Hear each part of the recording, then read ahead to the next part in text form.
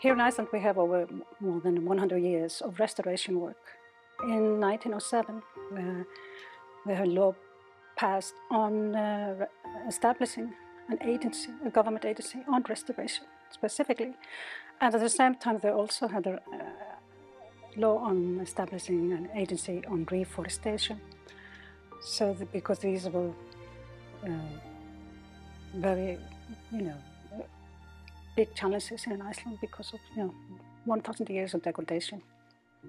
And so in the beginning, the restoration agency focused on sand and sand dunes and to restore them and revegetate them. And there were big parts of the country, but here in the south, where you just had black sand that had advanced over the century. And of course, that people have to stop farming and causing sandstorms. So that was very much the main focus in restoration work in Iceland at the beginning. Later on, around the mid-20th century, the focus was maybe more on restoration of pasture land and grazing, getting grazing under control because of sheep farming. And in the more recent years, last 30, 40 years, the focus has been on ecological restoration and creating an environment for ecosystems to rebound, to revegetate or restore again. And for the last 10 years, a special focus has been on wetland restoration here in Iceland. It's, to deal with climate change and to increase biodiversity. It is believed that 25% of the country was at bird forest, which is the indigenous tree plant here in Iceland of the forest. And we have all here in Iceland recorded the settlement. The Vikings came from Norway and some came from Scotland and settled here in Iceland in the 9th and the 10th and the 11th century. And they brought with them the way of farming that they had done in Scandinavia and on the British Isles. And the Icelandic ecosystem couldn't take it. The forest was different here. We have bird forests. And the soil is different. We are a volcanic island, so the soil is really loose, volcanic soil. So they believe soon 300s into settlements, 400s, most of the forest was gone. It had been chopped down for farming, for charcoal, for fuel, and then also in combination with colder climate, and surely we have eruptions here, volcanic eruption, that the ecosystems was just downgrading constantly. And grazing, sheep grazing, in the beginning it was both cattle and sheep grazing, but later on sheep grazing all year around was very damaging to our ecosystem. So when you got to the 17th, 18th, 19th century or the 20th, you have areas here that totally degraded. The vegetation cover is gone and soil erosion, and you have this moon landscape.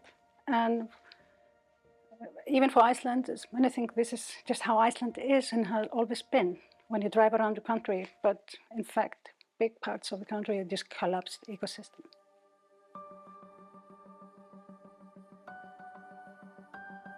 But also, we had great changes here in Iceland in the 20th century that started in the beginning of the 20th century. Iceland was kind of transformed to being an agricultural society to rely on fisheries. People moved from the farms to the coast, to the fishing villages, and then, of course, later to the capital area. So farming was not central anymore. It was not the future. It was in the fishing. It was fishing that transformed Iceland from being one of the poorest countries in Europe some 100 years ago to become one of the most wealthy countries, not only in Europe, in the world. So, so maybe people also kind of left these issues behind them as they left the farms and the agricultural society. What makes our training or program unique is that we take a holistic approach to restoration. We focus both on the biophysical aspect of restoration to understand the soil the vegetation, the nutrients in the soil, and all that. But also we have to also understand, to have successful intervention, you have to engage and communicate and work with the community and have an understanding how do you put things in action and into implementation.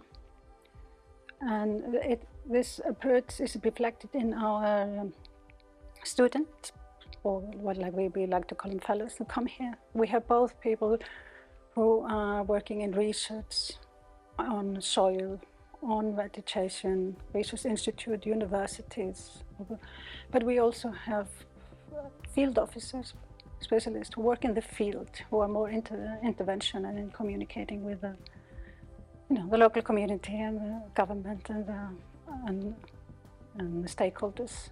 And what we want them to take from this training is like, you need both.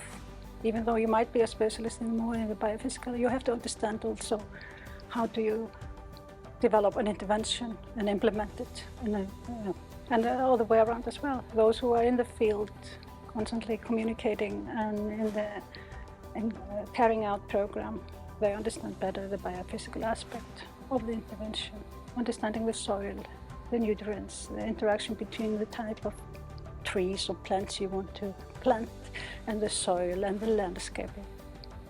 We could say that we work with institutions. It's not individuals that apply. We work with institutions that play a key role in restoration or sustainable land management, and in our partner countries. And through that, the selection process takes place. They shortlist candidates for the training. We interview and select. Our participants or students in our training program are all working professionals. So they have finished a bachelor degree, some have finished their masters, and we even have had PhD candidates, or some have just recently finished their PhD studies. And we are quite clear on that since they're working professionals themselves, that they bring their own experience and insight into the classroom. We kind of integrate the part of the training. And they come from different countries. We have specialists coming from Mongolia and the dry Central Asia, like Kyrgyzstan, Uzbekistan. We have had some from Tajikistan. And these specialists, they often are very much into grazing and rangeland health, right? But we have also people coming from Africa, Ghana, Uganda, Malawi, Lesotho, Namibia, Ethiopia, and their maybe focus is more on your wetlands can be, but also methods in crop growing and trying to introduce new methods, more environmental friendly or ecosystem friendly.